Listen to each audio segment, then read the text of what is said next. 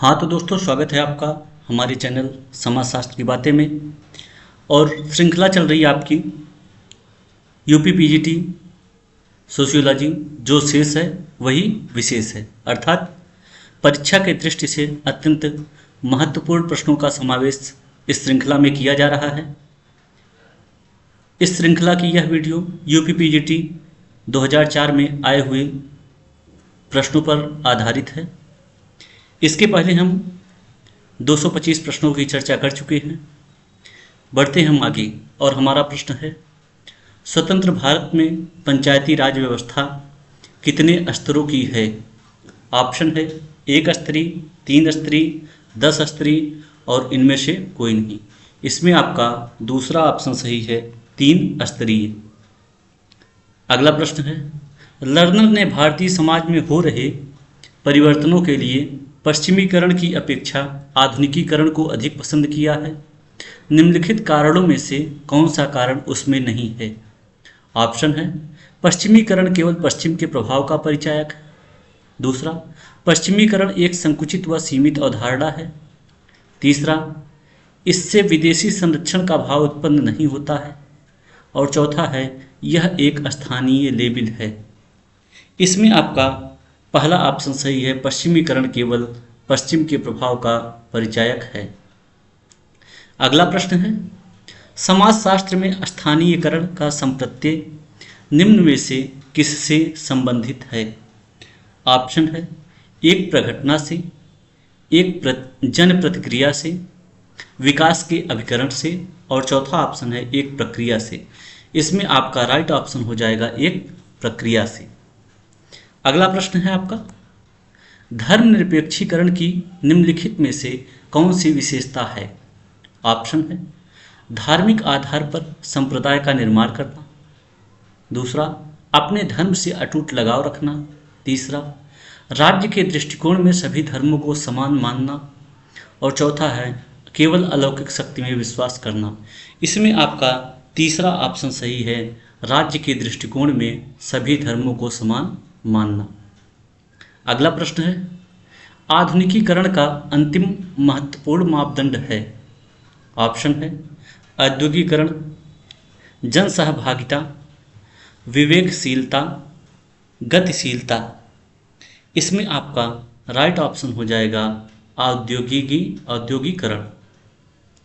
अगला प्रश्न है आपका, निम्नलिखित में से कौन सामाजिक संरचना का निर्माणकारी तत्व है? ऑप्शन है, परिस्थिति व भूमिका, परिवार का आकार व स्वजनों की संख्या, प्रजनन व मृत्यु दर, आयु व लिंग अनुपात। इसमें आपका राइट ऑप्शन हो जाएगा परिस्थिति व भूमिका। अगला प्रश्न है, ऊर्ध्वाधर गतिशीलता उस समाज का गुण होता है जो हो। ऑप्शन है, वर्ग विहीन, जनजातीय, जाति आधारित, अर्जन आधारित। इसमें आपका राइट ऑप्शन हो जाएगा अर्जन आधारित। अगला प्रश्न है, औद्योगिकरण का आशय होता है। ऑप्शन है, विभिन्न उद्योगों का बंद हो जाना। दूसरा, कृषि योग्य भूमि के स्थान पर उद्योगों की स्थापना।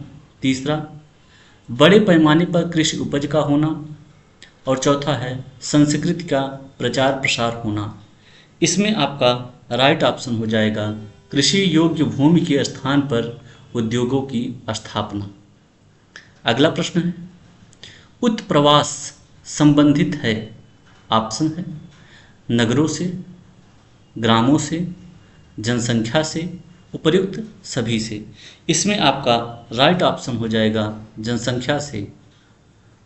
अगला प्रश्न है, निम्नलिखित में से किसे नगरीकरण का समस्या माना जाएगा? ऑप्शन है, उच्च शिक्षा केंद्रों की स्थापना होना। दूसरा, मलिन बस्तियों का प्रसार होना।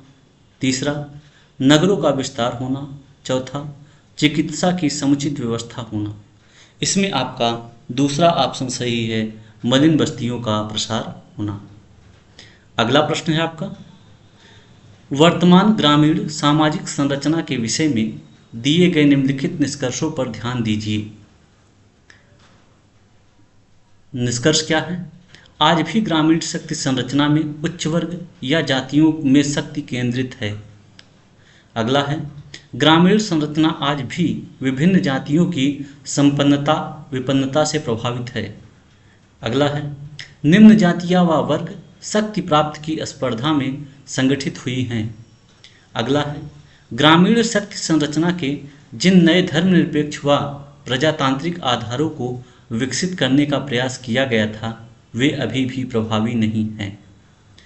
उपर्युक्त निष्कर्ष किसने दिया है? ऑप्शन है आपका पहला AC मेयर, दूसरा योगेंद्र सिंह, तीसरा BS कोहेन और चौथा ऑप्शन है OP शर्मा। इसमें आपका राइट ऑप्शन हो जाएगा योगेंद्र सिंह। बढ़ते हैं अगले प्रश्न पर और अगला प्रश्न है, ग्रामीण नेतृत्व के उभरते प्रतिमान की कौन सी विशेषता नहीं है? पहला ऑप्शन है उच्च वर्ग की प्रधानता व प्रमुखता, दूसरा शिक्षा व युवकों के महत्व में वृद्धि, तीसरा ग्राम में प्रजातांत्रिक नेतृत्व का उदय और चौथा है भूस्वामित्व परिवार व जाति के प्रभाव में ह्रास। इसमें आपका राइट ऑप्शन हो जाएगा उच्च वर्ग की प्रधानता व प्रमुखता। अगला प्रश्न है आपका, नेतृत्व किस प्रकार की प्रक्रिया है? ऑप्शन है एकमुखीय, त्रिमुखीय, द्विमुखीय, अंतर्मुखी। इसमें आपका राइट ऑप्शन हो जाएगा द्विमुखीय। अगला प्रश्न है आपका, सामाजिक विघटन के विषय में निम्नलिखित में से कौन सी बात सही नहीं है? इसमें आपका पहला ऑप्शन है इसमें सामाजिक नियंत्रण प्रभावी होता है, दूसरा इसमें मतैक्य का अभाव होता है, तीसरा यह स्थिति व प्रक्रिया दोनों ही है, चौथा है सामाजिक विघटन एक सापेक्ष अवधारणा है। इसमें आपका राइट ऑप्शन है इसमें सामाजिक नियंत्रण प्रभावी होता है।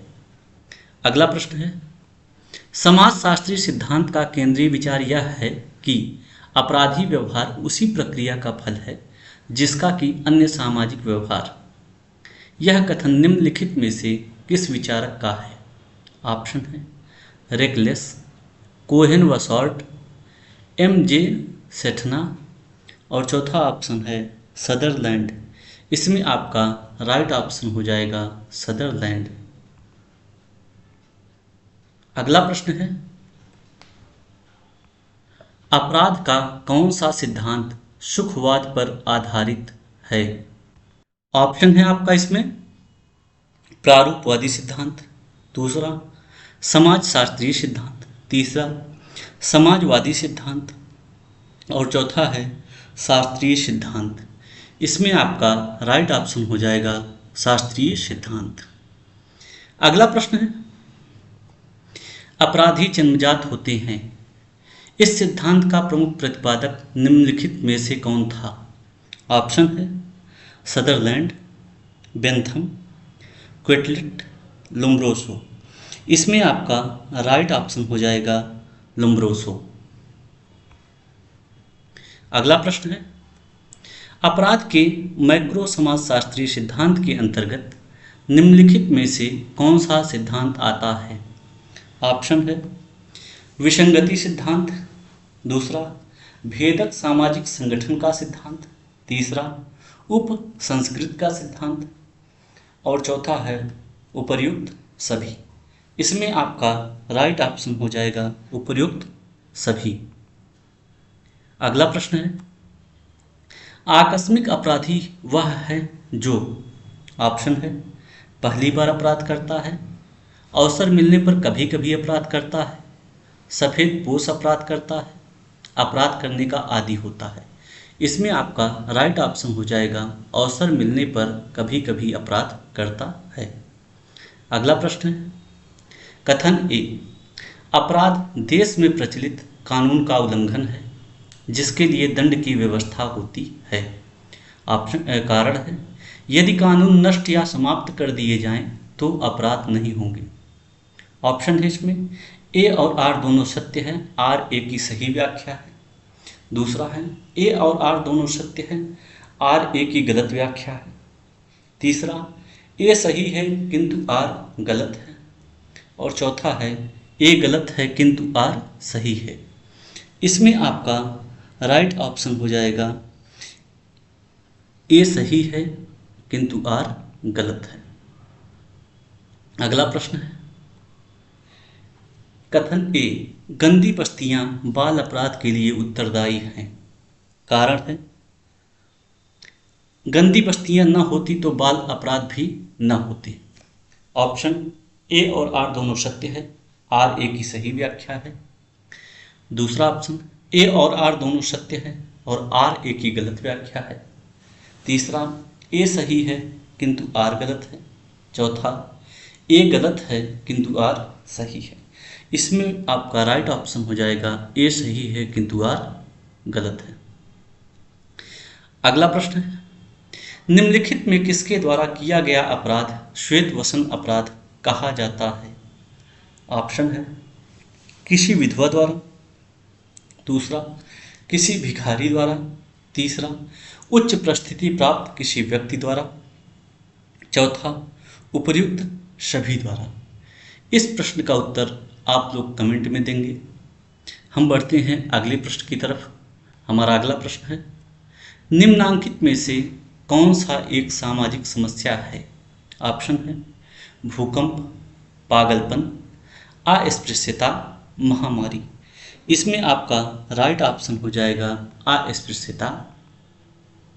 अगला प्रश्न है भारतवर्ष में निर्धनता का कौन सा कारण अधिक उपयुक्त नहीं दिखाई देता है। ऑप्शन काम मिलने पर भी काम करने की इच्छा न होना, बेरोजगारी, अशिक्षा, भाग्य का भरोसा होना। इसमें आपका राइट ऑप्शन हो जाएगा काम मिलने पर भी काम करने की इच्छा न होना। अगला प्रश्न है और इस वीडियो का अंतिम प्रश्न निम्नलिखित में से कौन वेश्यावृत्ति की विशेषता नहीं है। ऑप्शन है अवैध संबंध, व्यवसाय, आर्थिक लाभ, सामाजिक प्रतिष्ठा। इसमें आपका राइट ऑप्शन हो जाएगा सामाजिक प्रतिष्ठा। हाँ तो दोस्तों अगर आपको हमारी वीडियो पसंद आ रही है तो चैनल को सब्सक्राइब करें और ज़्यादा से ज़्यादा लोगों तक शेयर करें ताकि अधिक से अधिक लोग इससे लाभान्वित हो सकें। और मिलते हैं हम अपने अगले वीडियो में, तब तक के लिए धन्यवाद, नमस्कार।